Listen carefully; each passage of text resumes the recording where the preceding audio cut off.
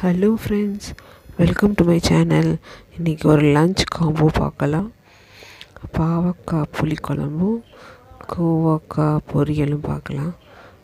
இது ஒரு 30 மினிட்ஸில் பண்ணிடலாம். நீங்கள் குக்கரில் ரைஸ் வச்சுன்னா இன்னும் சீக்கிரமே பண்ணிடலாம். வாங்க பார்க்கலாம் அது எப்படி பண்ணுவோம். அதில் கோவக்காய் நல்லா கழுவிக்கிட்டு இப்படி நீளாக வாக்கில் கட் பண்ணி வச்சுக்கணும். வெங்காயம், பச்சை மிளகா, வேணால் ஒரு பூண்டு போட்டுக்கலாம். பாகக்காயும் இது மாதிரி கட் பண்ணி உள்ள சீட்ஸ்லாம் எடுத்துடணும்.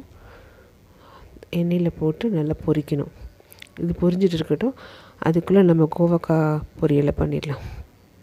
ஒரு கடாயில் கொஞ்சம் எண்ணெய் சூடாக்கிக்கிட்டு கடுகு, சீரகம் 2 போட்டு தாளிக்கணும். கடுகு பொடிஞ்சோன்னே வெங்காயம், கட் பண்ணி வச்சுருக்க வெங்காயம், பச்சை மிளகா, கொஞ்சம் கருவேப்பிலை எல்லாத்தையும் போட்டு நல்லா வதக்கணும். இந்த கருவேப்பிலை வெங்காயம் வதங்கணுன்னு நம்ம நீள்வாக்கில் கட் பண்ணி வச்சுருக்க இந்த கோவக்காய் அதில் போட்டு கொஞ்சமாக மஞ்சளும் உப்பும் போட்டு மூடி வச்சு வேக வைக்க வேண்டியதான். இந்த பொரியலுக்கு வேணால் தேங்காய் திருவி போட்டுக்கலாம், இல்லைன்னா இப்படி கூட சாப்பிட்லாம். ரெண்டுமே நல்லாயிருக்கும்.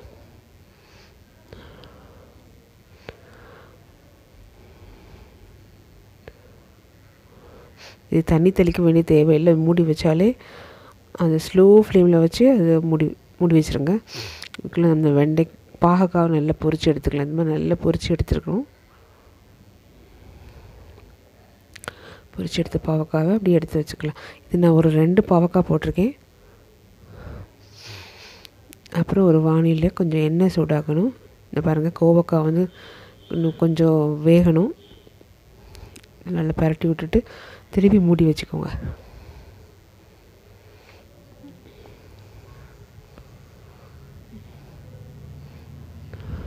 இந்த பழுத்த கோவக்காயெலாம் யூஸ் பண்ணாதீங்க.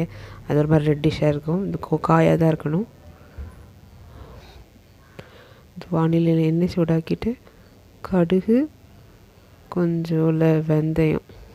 இது பாகக்காய் குழம்புக்கு. கடுகு பொடிஞ்சோன்னே வெங்காயம், பூண்டு, நான் சின்ன வெங்காயம் போட்டிருக்கேன், கொஞ்சம் பெரிய வெங்காயம் போட்டிருக்கேன், கருவேப்பிலை இதையும் போட்டு நல்லா வதக்கணும். இங்கே நான் கொஞ்சம் ஒரு சின்ன லெமன் சைஸ் அளவு புளியை ஊற வச்சு ஓகே.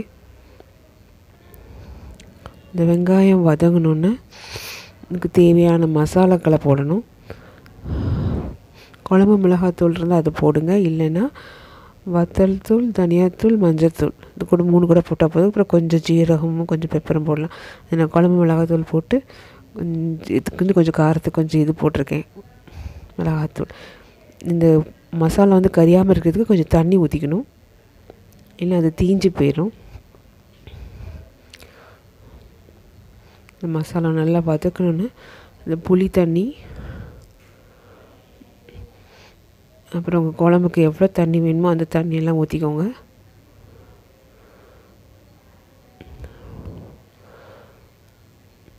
ஊற்றி அதை நல்லா கொதிக்க விடணும். ப்ளஸ் தேவையான அளவு சால்ட், ருசிக்கு ஏற்ற உப்பு போட்டு இந்த புளி தண்ணியை நல்லா கொதிக்க விடணும்.